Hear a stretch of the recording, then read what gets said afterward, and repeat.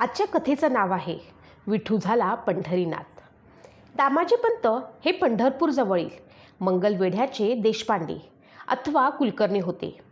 एक प्रकारे बादशहासाठी सारा वसुलीचे काम करणारे अधिकारी. धान्य रूपाने सारा वसूल करून तो गोदामात ठेवणं, त्याचा हिशेब बेदरला बादशहाला सादर करणं, बादशाच्या आदेशाप्रमाणे धान्य अथवा धान्य विकून आलेले द्रव्य बेदरला बादशाकडे पोचवणं, असे साधारण त्यांच्या कामाचे स्वरूप होते. तत्कालीन समाज पद्धतीनुसार निरोप अथवा द्रव्य दुसऱ्या ठिकाणी पोचवणे व प्रवासात सोबत करणे आदी कामे महार मंडळी करत असत. पंढरपूरजवळील धार्मिक घरात जन्मलेल्या दामाजी पंतांनी ज्ञानेश्वरी, अमृतानुभव आदींचा अभ्यास केलेला होता. शिवाय कुलकर्णी पदासाठी आवश्यक व्यावहारिक कौशल्यसुद्धा कमावलेले होते. बिदरच्या बादशहाचे अधिकारी असलेले दामाजी पंत आपल्या सतशील कनवाळू स्वभावामुळे लोकप्रियसुद्धा होते. प्रामाणिक व लोकप्रिय अधिकारी असल्याने कदाचित इतर अधिकाऱ्यांचा त्यांच्यावर रागसुद्धा असावा. सरकारी अधिकारीपदाची कर्तव्य, घरची जबाबदारी, भजन कीर्तन आदी कार्यक्रम, पंढरीची वारी अशा गोष्टींमध्ये दामाजी पंतांचे आयुष्य व्यतीत होत होते. अशामध्ये एक भयानक संकट उभं राहिलं. मंगळवेढा प्रांतामध्ये मोठा दुष्काळ पडला. पाऊस न झाल्याने शेतकरी हवालदिल झाले. शेतामध्ये काही पिकले नाही. जिथे खायला अन्न नव्हते तिथे सारा भरणे तर दूरचीच गोष्ट होती. अशा काळात दामाजी पंतांनी लोकांना वैयक्तिक पातळीवरती मदत करायला सुरुवात केली. दामाजी पंतांनी स्वतःसाठी साठवणूक न करता लोकांना धान्य वाटप सुरू केले. अर्थात वैयक्तिक पातळीवर सर्वस्व लुटवून केलेली ही मदत लोकांना मात्र अपुरी पडत होती. दिवसेंदिवस परिस्थिती अधिकच बिकट होत चालली होती. अशा वेळेस लोकांचे हाल बघून त्यांचे प्राण वाचवण्यासाठी दामाजी पंतांनी एक धाडसी निर्णय घेतला. सरकारी गोदामामध्ये लोकांकडनं सारा रूपात गोळा केलेले धान्य ठेवलेले होते. गोदामामध्ये सरकारसाठी लोकांकडनं सारा म्हणून गोळा केलेले धान्य असेच पडून होते. या गोदामाची मालकी दामाजी पंतांकडे असली तरीही हे धान्य सरकारचे होते. तरीही दामाजी पंतांनी स्वतःच्या जबाबदारीवरती धान्याचे कोठार गरीब व उपाशी जनतेसाठी उघडले. लोकांनी कोठारं लुटली, पोटाची सोय झाली, अनेकांचे प्राण वाचले.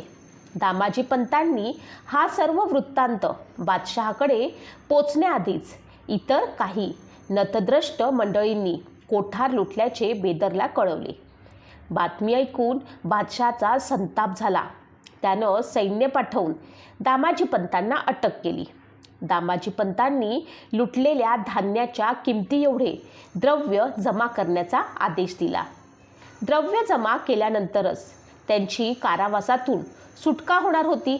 दामाजी पंतांनी जनता जनार्दनाच्या केलेल्या सेवेने प्रसन्न होऊन स्वतः पंढरीनाथ दामाजी पंतांच्या मदतीला आला. देवाने विठू महाराचं रूप घेतलं. देव दामाजी पंताला सोडवण्यासाठी बादशहाच्या दरबारात आले. बादशहाला जोहार केला.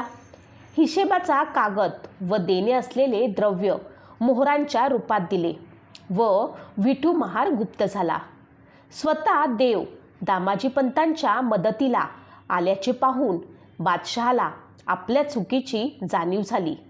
बादशहाने दामाजी पंतांची माफी मागितली. दामाजी पंतांकडे देवाचे ते विठू महाराचे रूप बघण्याची इच्छा व्यक्त केली.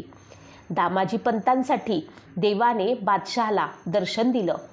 पंढरपूर येथील विठ्ठल मंदिराचा जो भव्य लाकडी मंडप आहे त्या ठिकाणी गरुड मंदिरामागे एक कट्टा होता.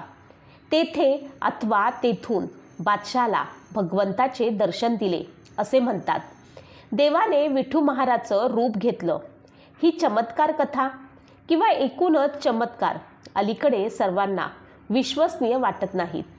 इतिहासाचार्य राजवाडे व इतर काही इतिहासकारांनी विठू महार नावाची ऐतिहासिक व्यक्ती होती असे दाखवून दिले आहे. हा विठूच पंढरीनाथासारखा धावून आला. असो, चमत्काराचा भाग सर्वांना पटला नाही तरी स्वतः संकट पत्करून लोकांना मदत करण्याची दामाजी पंतांची कृती मात्र निश्चितच श्रेष्ठ व वंदनीय आहे. याबाबत मात्र मतभेदाची शक्यता नाही. तुम्हाला ही कथा माहीत होती का? किंवा तुम्ही या अगोदर ही कथा ऐकली होती का? मला कमेंट बॉक्समध्ये नक्की सांगा. मी देखील ही कथा पहिल्यांदाच वाचली. तुम्हाला देखील कळावी म्हणून तुमच्यासाठी सादर केली. कृपया मतभेद नसावे. यातून शिकण्यासारखं खूप काही आहे. दामाजी पंत हे मंगळवेढ्याचे देशपांडे अथवा कुलकर्णी होते. बादशहासाठी सारा वसुलीचं काम करणारे अधिकारी.